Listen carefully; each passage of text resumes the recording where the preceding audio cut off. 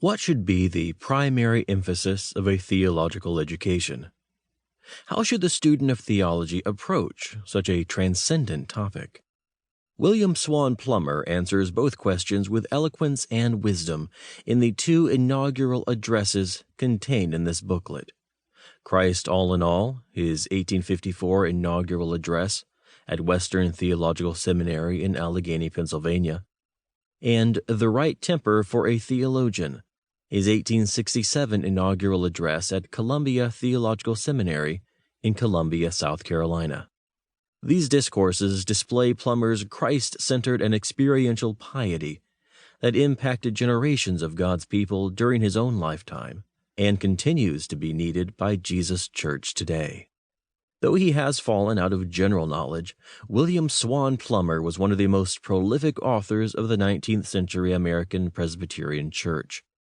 He was born in Pennsylvania on July 26, 1802, and his Presbyterian parents eventually settled in Washington County, Ohio, along the banks of the Ohio River outside present-day Marietta.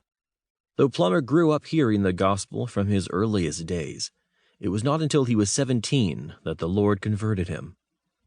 His sense of call to the ministry accompanied his conversion, and he moved to Lewisburg, Virginia, to study at the classical school of Dr. John McElhenney.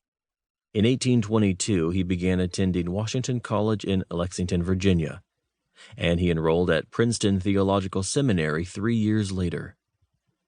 He completed his studies there in September of 1826 and was ordained an evangelist in May of 1827. Plumer's ministry was primarily in the South. He planted several churches across Virginia and North Carolina, and after marrying in 1829, he became the stated supply of Briery Church in Prince Edward County, Virginia. In 1830, he was installed as pastor of Tabb Street Presbyterian Church in Petersburg, Virginia.